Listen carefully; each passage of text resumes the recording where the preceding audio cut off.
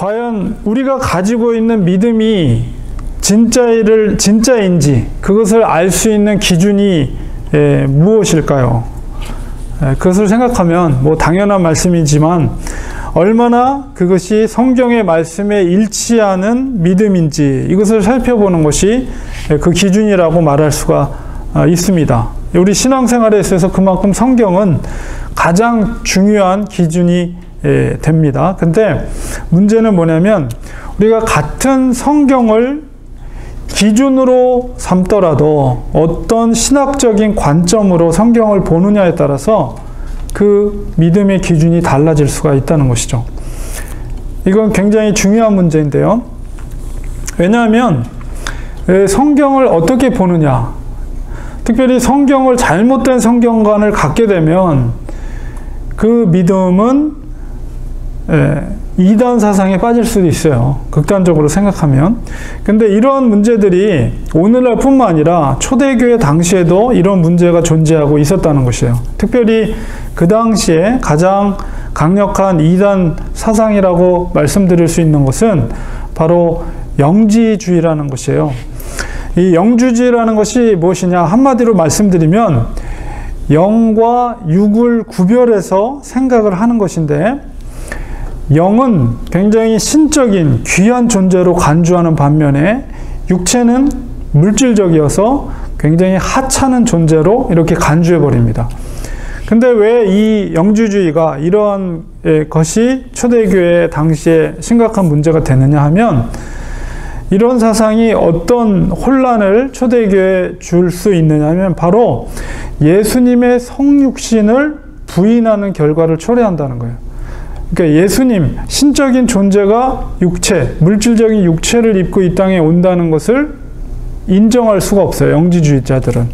그러므로 어떤 이야기들이 나오냐, 가연설이라는 이야기가 나오는데 뭐냐면 예수님이 천사처럼, 신적인 존재가 천사처럼 살짝 사람의 모양처럼 보이지만 절대로 인간의 몸을 입고 이 땅에 온 것이 아니다, 이렇게 이야기를 해버립니다. 그러니까 성육신을 부인하게 되는데 그것은 굉장히 신학적으로 심각한 문제를 일으킬 수가 있어요. 그러니까 제가 이제 뒤에서 말씀을 드리겠지만, 오늘은 특별히 요한 1서를 통해서 사도 요한이 왜 요한 1서를 썼냐, 여러 가지 목적이 있겠지만 가장 중요한 목적이 바로 그런 영지주의자들, 이단 사상들에 대해서 그들을 반박하면서 너희들이 믿음 안에 굳게 서 있을 것을 강조하는 서신서가 요한 1서다. 여러분이 이렇게 이해하시면 됩니다. 그래서 오늘은 이 요한 1서를 통해서 과연 진짜 믿음이란 무엇인가에 대한 주제의 말씀의 은혜를 받으려고 해요. 자, 여러분, 사랑하는 성도 여러분, 만약에 우리 교회건 어떤 교회건 간에 주일 공예배 때 어떤 여자 성도가 찾아와서 이렇게 말했다고 가정을 한번 했으면 좋겠습니다. 자기는 영적인 은사를 많이 받아서 예언을 하는 사람인데, 자기가 기도를 해보니, 이 교회 와서 기도를 해보니 이 교회 담임 목사님이 영적으로 영이 막지 않고 혼탁하다, 문제가 있는 것 같다. 성령의 계시를 받았는데 분명히 이 목사님이 뭔가 영적으로 흐리고 온전하지 못하다, 이런 말을 만약에 했다고 생각해 보세요. 그러면 그 분이 와서 그 교회에 어떤 영향을, 실제적으로 이런 문제가 있었어요. 교회를 굉장히 혼란스럽게 한 경우가 있었습니다. 만약에 그런 일이 우리 교회에 안 생기려는 보장이 없죠. 왜냐하면 오늘날 이민교회는 너무나도 다양한 부류의 신자들이 많기 때문에 갑자기 어느 날 여자 성도 한 분이 뒤에 앉아가지고 와서 만약에 그런 이야기를 중직자들한테 얘기를 한다. 그렇게 볼 때 교회는 굉장히 혼란에 빠질 수가 있습니다. 오늘날에 정말 건강한 균형 잡힌 영성을 가지는 것이 무엇보다도 중요한 시대를 우리는 살고 있습니다. 초대교회도 이와 비슷한 문제들이 존재하고 있었는데요. 제가 앞서 말씀드린 것처럼 영주주의자 같은 사람들이 교회에 와서 교회를 혼란스럽게 하는 그런 역할들을 했다는 거예요. 이 요한 1서는 사도 요한이 거의 90년경에, 그러니까는 사도 요한이 글을 쓴 순서가 이제 요한복음을 먼저 썼고요. 그 다음에 요한 1, 2, 3서를 쓰고, 그 다음에 반모섬에 이제 추방돼서 거기서 이제 요한계시록을 쓰게 되는데, 그 기간이 예수님 탄생 이후에 90년에서 95년 사이예요. 그러니까 요한계시록이 95년 정도에 기록됐고, 요한복음이 한 90년도에 기록됐다면, 그 중간쯤에 요한 1, 2, 3서가 기록이 된 겁니다. 그 기록된 장소는 에베소, 예요. 그 7개 교회 중에서 에베소, 오늘날의 터키 지역에 있죠, 에베소가. 그래서 에베소에 오늘날 가면 사도 요한의 무덤이 거기에 있습니다. 근데 기념교회도 거기에 있고, 마지막까지 사역을 했던 교회가 사도 요한이 사역했던 교회가 에베소 교회입니다. 어쨌든 90이 넘은 노 사도가 이제 에베소에서 이 요한 1서를 기록을 했는데요. 누구보다도 사도 요한은 신학적인 체계가 아주 잘 잡혀 있었으며 당대 최고의 신학자였으며 또한 예수님의 수제자로서 생존하고 있는 초대교회 최고의 권위자이면서 어른이라고 말할 수 있죠. 그렇기 때문에 이 요한복음을 포함해서 요한 1, 2, 3서는 굉장히 체계적인 그리고 신학이 정립되어 있는 권위 있는 책이다 이렇게 말씀드릴 수가 있습니다. 이 노사도가 먼저 사랑하는 성도들에게 오늘은 4장 우리가 중간에서 읽었지만 4장 9절부터 읽었지만 4장 1절에 먼저 경고하고 있는 말씀이 있어요. 그게 뭐냐면 사랑하는 자들아 영을 다 믿지 말고 오직 영들이 하나님께 속하였나 분별하라. 많은 거짓 선지자가 세상에 나왔습니다. 그래서 이 거짓 선지자에 포함된 그 영주주의자들을 포함한 그래서 그 당시에도 초대교회에 신학적으로 문제를 야기하고 있는 그 세력들에 대해서 먼저 경고를 하고 있어요. 오직 다 믿지 말라는 거예요. 다 믿지 말고 오직 그 영들이 막 영으로 뭐 성령으로 계시를 받았다 하면서 이야기를 하고 있는데 과연 그 영들이 하나님께 속하였는가 너희들은 분별을 하라는 거예요. 영적인 발언에 대해서 아무리 성령의 이름이여 예수님의 영으로 이야기를 한다고 해도 쉽게 속아 넘어가지 말고 그 말이 그리고 그 사람의 삶이 하나님의 말씀에 비추어서 분명한 분별하는 태도를 가지라는 것을 먼저 사도 요한이 이야기를 하고 있습니다. 영적인 분별력을 가지는 것은 매우 중요한 믿음의 자세입니다. 영적인 분별력이 믿음의 열조들에게 있었다면 이런 오늘날의 심각한 문제들이 발생하지 않았겠죠. 여러분 생각해 보세요. 창세기에 아담과 하와가 영적인 온전한 분별력이 있었다면 과연 그들이 그렇게 쉽게 타락을 했을까요? 뱀이 이야기했을 때, 아주 교묘하게 얘기를 했을 때 영적인 아주 날카로운 분별력이 있었다면 이것은 하나님을 대적하는 세력이라는 걸 분명히 깨달았을 거예요. 그리고 절대로 그 유혹에 넘어가지 않았을 것입니다. 모세도 역시 이스라엘 백성들에게 영적인 분별력에 대해서 신명기 13장 1절에서 3절에 말씀을 하고 있거든요.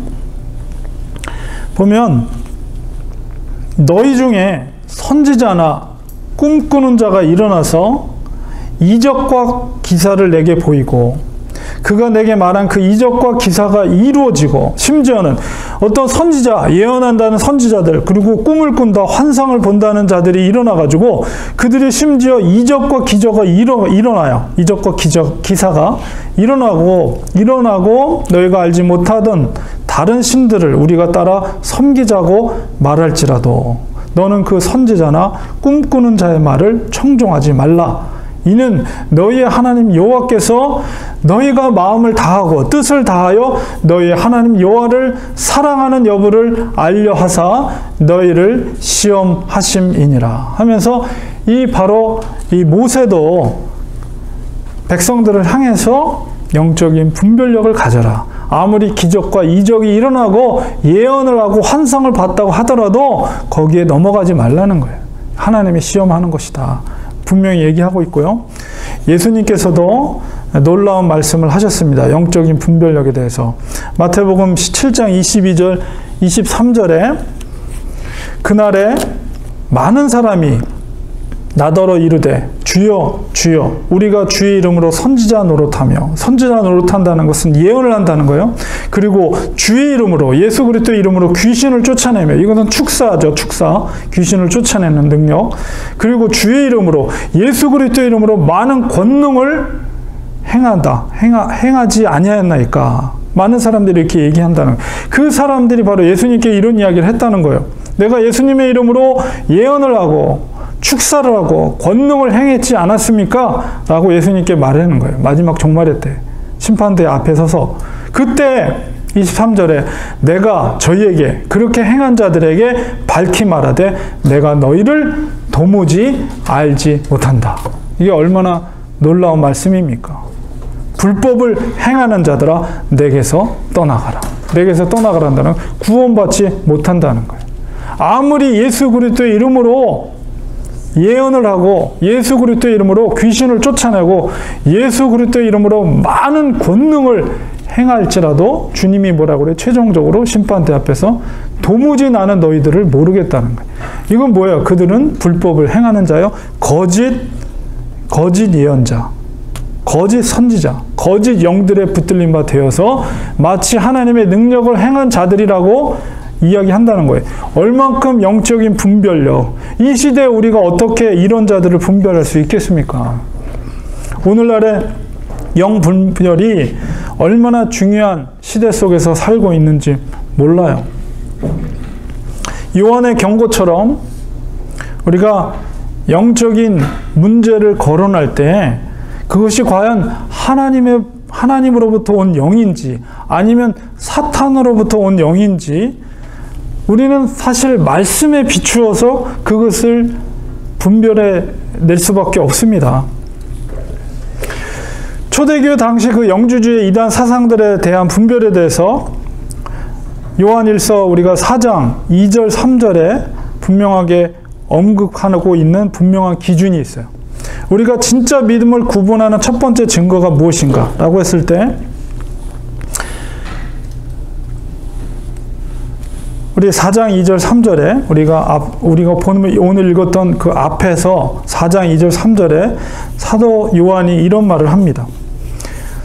이로써 너희가 하나님의 영을 알지니, 누가 어떤 것이 하나님의 영으로 온 것인지 알지니 곧 예수 그리스도께서 육체로 오신 것을 시인하는 영마다 하나님께 속한 것이요, 예수를 시인하지 아니하는 영마다 하나님께 속한 것이니 아니니 이것이 적그리스도 곧 적그리스도 영이니라.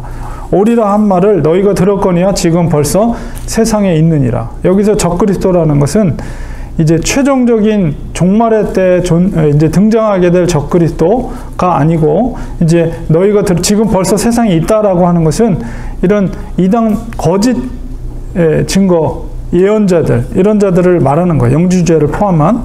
그래서 그들에 대한 경계를 이야기하는데, 진짜 믿음을 구분하는 첫 번째 증거는 뭐냐? 그것은 바로 예수 그리스도의 성육신을 인정하느냐 하지 않느냐, 이 문제를 이야기하고 있습니다. 요한복음에서도 강조하고 있는 그 핵심적인 그 포인트, 메시지의 포인트가 뭡니까? 그것은 뭐냐? 요한복음 1장에서 말하는 것처럼 태초에 말씀이 계셨다. 그리고 그 말씀이 육신이 되어 이 땅에 오셨다는 것을 강조하고 있는 것이 요한복음이에요. 요한복음의 핵심적인 요점이 1장에 등장해요. 1장. 그래서 사도 요한이 강조하는 것은 그 말씀이 태초에 계셨던 그 말씀, 곧 하나님이죠. 그 하나님이 육신이 되어, 그 말씀이 육신이 되어 이 땅에 오셨다는, 그것은 바로 예수 그리스도의 성육신을 강조하고 있는 거죠. 오늘날의 이단 중에 여호와의 증인은 예수님의 성육신을 부인합니다. 예수님의 인성을 부인해요. 그것뿐만 아니라 삼위일체를 부인합니다. 오직 참 하나님은 성부 하나님, 그 하나님만 있다고 인정을 해요. 예수님의 신성을 인정하더라도, 인성을 부인하고 신성을 인정하지만은 예수님과 성령을 동등한 하나님으로 인정하지 않아요. 여호와의 증인이. 반대로 몰몬교, 이 테미큘라 지역의 가장 강력한 세력이 몰몬교죠. 굉장히 윤리적이에요, 그분들이. 그렇기 때문에 굉장히 심지어는 몰몬교를 공식 이단이 아닌 정식 교인으로 인정하는 그런 것도 있는데 절대 그렇지 않습니다. 올몬교에서는 반대로 예수님의 신성을 인정하지 않죠. 그냥 인간으로서만 인정을 합니다. 하나님으로 인정하지 않고. 그렇기 때문에 이단인 거예요. 그러므로 우리가 참과 거짓을 구분하는 데 있어서 예수님의 성육신 그리고 예수님의 신성을 인정하는 것이 굉장히 중요한데요. 왜 예수 그리스도의 성육신, 즉 예수님의 인성, 예수님의 인간됨을 인정해야 되는가라고 했을 때 그래서 히브리서 기자의 말을 우리가 살펴볼 필요가 있습니다. 히브리서 9장 22절에 보니까 율법을 쫓아서 거의 모든 물건이 피로써 정결케 되나니 피 흘림이 없은즉 사함이 없느니라. 이 얘기는 무엇입니까? 피 흘림이라는 건 뭐예요? 생명을 상징해요. 피라는 것은 성경에서. 그래서 반드시 거룩하게 되기 위해서는 생명이 죽어져야 돼요. 우리 사람의 죄가 거룩하게 되기 위해서는 반드시 피 흘림이 있어야 돼요. 그것은 뭐예요? 죽어짐이에요. 구약에는 짐승의 피 흘림, 짐승의 죽어짐이 있었다면 바로 신약 시대는 예수 그리스도의 피 흘림, 죽어짐이 있어야 되는 것이죠. 죽어질 수 있는 존재여만이 반드시 죄사함을 이룰 수가 있어요. 그렇기 때문에 예수 그리스도는 반드시 완전한 인간이셔야만 되는 것입니다. 히브리서 10장 10절에 보면 이 뜻을 쫓아 예수 그리스도의 몸을 단번에 들으심으로 말미암아 우리가 거룩함을 얻었느니라. 만약에 예수님께서 인성이 없으시고 신성만 있는 존재라면 절대로 죽으실 수 없는 분이에요. 피 흘림이 있을 수 없는 분이에요. 반드시 피 흘림이 있기 위해서는, 죽어져야 하기 위해서는 인간의 몸을 입고 이 땅에 오셔야 되는 그 하나님이. 그렇기 때문에 예수 그리스도의 성육신을 인정하지 않으면, 예수님의 이 땅에 육신을 입고 오심을 인정하지 않으면 이단일 수밖에 없는 거예요. 왜냐하면 죄사함의 조건으로서 만족스러울 수가 없는 거예요. 반드시 인간의 몸을 입고 이 땅에 오셔야만이 우리를 대신해서 죽어질 수가 있는 존재가 되는 것이죠. 더 나아가서 왜 예수님은 하나님으로서의 신성을 또한 동시에 인정해야 되는가? 우리가 빌립보서 사도 바울의 말씀을 우리가 살펴보겠습니다. 2장 6절에 있는 말씀을 보면, 2장 6절, 7절, 8절에 보면 그는 근본 하나님의 본체시다 라고 했습니다. 이건 뭐예요? 예수 그리스도는 하나님과 동등된 분이다. 곧 예수 그리스도는 하나님이라는 거예요. 예수님 하나님이에요. 그런데 하나님과 동등됨을 취할 것을 여기지 아니하시고 오히려 자기를 비워서 종의 형체라는 거 육신이죠. 인간이에요. 종의 형체를 가지고 하나님들과 같이 되셨고 사람의 모양으로 나타나사 자기를 낮추시고 죽기까지 복종하셨으니 곧 십자가에 죽으심이라. 왜 예수님의 신성을 인정해야 되는가라고 했을 때, 우리의 죄를 대속하시기 위해 희생 제물이 되기 위해서는 반드시 필요한 조건이 있어요. 그 조건이 뭐냐면, 우리는 죄인이에요. 그런데 그 죄인을 대속한다는 것은 값을 치른다는 거예요. 값을 치르기 위해서는 우리와 똑같이 죄가 있는 분이면 안 돼요. 우리와 동일하게 죄가 있다면 대가를 치를 수 있는 자격이 없는 거예요. 반드시 우리의 죄를 대신 죄값을 치르기 위해서는 죄가 없는, 가치 있는 존재가 이 땅에 있어야 돼. 그렇기 때문에 죄가 없는 사람은, 죄가 없는 분은 오직 하나님밖에 없어요. 죄가 없는 분. 그렇기 때문에 예수님은 죄가 없으신 분으로 이 땅에 오셔야 돼요. 그렇기 때문에 예수 그리스도의 신성을 우리는 인정하지 않을 수가 없어요. 그리고 동등된 분이라고 성경은 그것을 인정하고 있는 거예요. 그렇기 때문에 대속의 주로서 유일무이한 조건을 갖고 있는 분이 예수 그리스도, 그분밖에 없는 거예요. 그래서 하나님께서는 아담의 죄를 전가하지 않기 때문에 독특한 방법으로 이 땅에 잉태케 하셨죠. 바로 성령의 잉태하심으로 동정녀 마리아를 통해서 잉태케 하신 거예요. 왜? 아담의 죄가 전가되지 않은 인간으로 태어나기 위해서, 죄가 없는 분으로 이 땅에 태어나게 하기 위해서 그런 독특한 방법으로 하나님은 예수 그리스도를 탄생케 하신 거예요.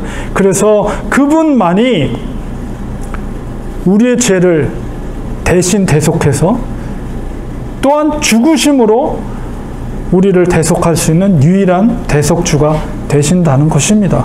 그렇기 때문에 예수 그리스도의 인성과 예수 그리스도의 신성을 부인하면, 둘 중에 하나를 부인하면 그것은 예수 그리스도의 대속주로서의 자격이 부인하는 거나 마찬가지입니다. 그러므로 반드시 그것은 이단 사상이라고 말씀드릴 수가 있는 것입니다.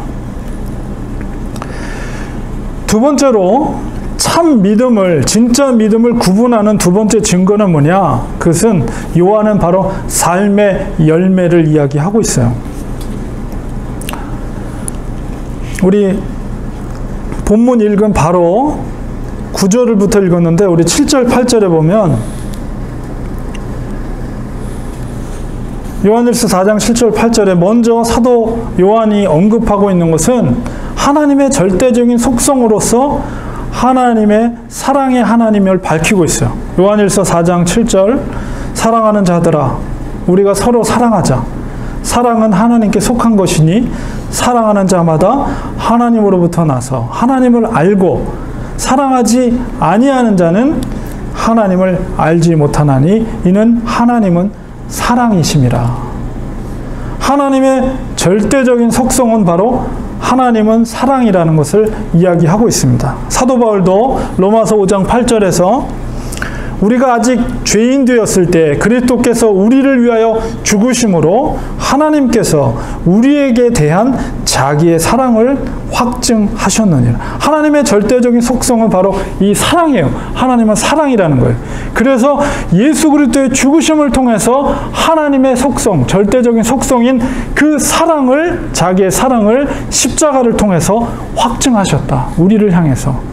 사도 바울이 로마서에서 그렇게 분명하게 말하고 있습니다. 그래서 우리가 참된 믿음을 갖고 있느냐, 그 믿음의 근거는 무엇이냐라고 했을 때 그 하나님의 아가페적인 사랑을 그가 알고 있느냐, 그리고 그 사랑을 정말 실천하는 자인가, 그것이 바로 참 믿음의 증거가 된다는 것이죠.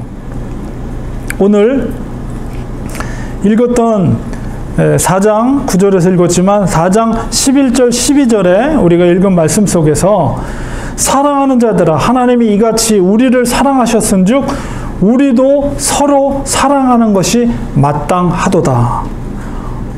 어느 때나 하나님을 본 사람이 없으되, 왜냐하면 영적인 존재이기 때문에 하나님은 그것을 본 사람이 없지만 만일 우리가 서로 사랑하면 하나님이 우리 안에 거하시고, 우리가 사랑할 때 비로소 하나님이 우리 안에 거하시고 그의 사랑이, 하나님의 사랑이 우리 안에 온전히 이루어지느니라. 이 말은 열매를 맺게 된다는 거예요. 우리가 서로 사랑하면. 그리고 그 말은 바로 본 사람이 없지만 서로 사랑할 때 하나님을 볼 수 있게 된다는 거예요. 왜? 하나님은 사랑이시기 때문에. 하나님은 사랑이시기 때문에. 우리가 서로 사랑하면 바로 하나님을 알고 볼 수 있게 된다는 거예요.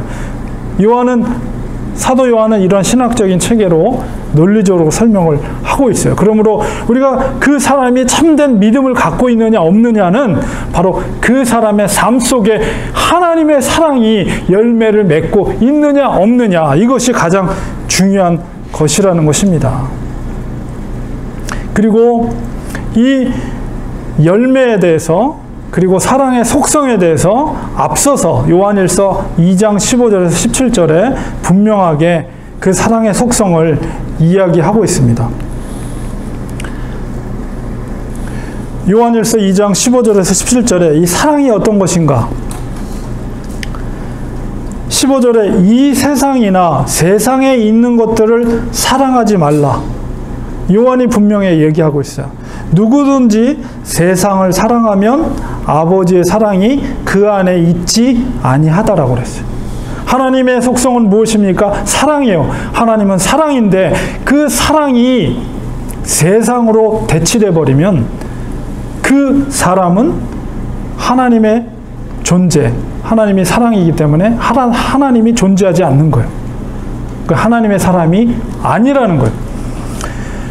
이는 세상에 있는 모든 것이 육신의 정욕과 안목의 정욕과 이생의 자랑이니 다 아버지께로 온 것이 아니요 세상으로부터 온 것이라.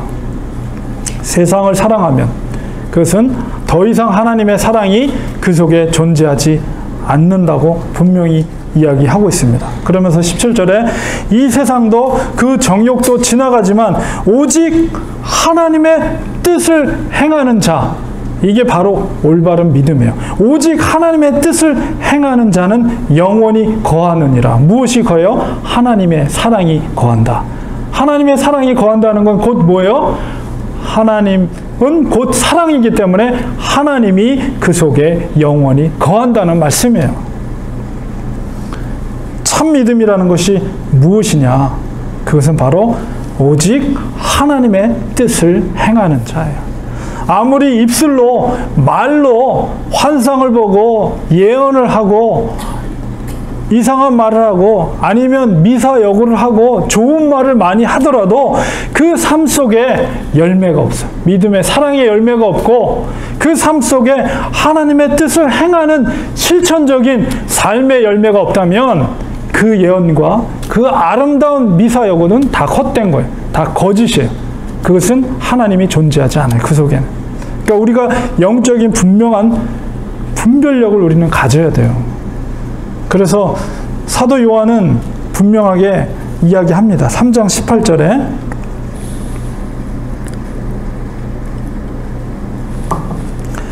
자녀들아 우리가 말과 혀로만 사랑하지 말고 행함과 진실함으로 하자. 이게 바로 진짜 믿음을 가진 자의 모습이에요.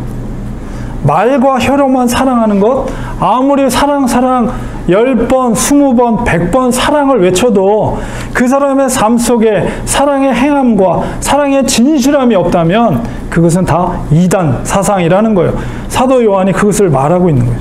하나님의 뜻을 행하는 자, 그의 사랑을 말로만이 아니라 행함과 진실함으로 하는 자가 참 믿음의 사람이다 라는 것을 사도 요한이 분명하게 이야기하고 있습니다. 결론을 맺겠습니다. 누군가 와서 아무리 말로 신령한 예언을 하고 미사여구를 말하더라도 그의 삶에 사랑이 없다면 그 영은 거짓입니다. 우리는 영적인 분별력을 가져야 됩니다. 건강한 영성은 바른 신학, 과연 예수님의 왜 신성과 인성을 인정해야 되는가, 이런 바른 건강한 신학의 모습, 그리고 바른 윤리가 함께 이루어질 때, 함께 이것이 갈 때 이것이 참된 믿음의 기본이 되는 거예요. 바른 신학이라는 것은 성경에 대한 건강한 해석을 할 수 있는 능력입니다. 그러기 위해서는 성경에 대한 깊은 묵상과 연구가 필요하죠. 그리고 올바른 건강한 교리적인 체계를 갖고 있어야 돼요. 그러면서 말씀을 연구해야 돼요. 성경을 깊이 있게 깨닫게 될 때 거기서 또한 건강한 신학이 생기고 우리가 잘못된 길로 가지 않게 말씀은 우리를 가이드해 주시는 거예요. 또한 바른 윤리는 말씀의 행함을 통해서 이루어집니다. 하나님의 뜻을 행하지 않으면서 신학을 논하는 것은 사상 누각이 될 수가 있어요. 내가 변화되지 않으면서 누구를 이야기할 수가 있어요? 누구를 손가락질할 수 있습니까? 하나님의 사람에게는 반드시 사랑의 향기가 납니다. 그 사람이 지나간 자리는 항상 예수의 향기, 예수의 흔적이 남아 있어요. 그렇습니다, 주님. 저희에게 영적인 분별력을 주시옵소서. 믿음의 눈이 열리게 하시고 서로 사랑함으로써 하나님을 보게 하시고 하나님이 내 속에 임재하게 하소서. 내 삶 속에 예수님의 향기가 나타나게 하옵시고 내 믿음이 참 믿음이 될 수 있도록 하나님의 풍성한 사랑이 내 속에 머무르게 하시며 말만 하는 그리스도인이 아니라 내 것을 남에게 베풀며 내가 먼저 용서를 구하고 진정한 사랑을 하는 그리스도인이 되게 하소서. 이런 간구가 우리에게 있어야 돼요. 하나님의 풍성하신 사랑으로 우리를 가르쳐 주옵소서. 남을 더 품을 수 있는 아버지의 사랑을 담기 원합니다. 하나님 아버지 도와주시옵소서.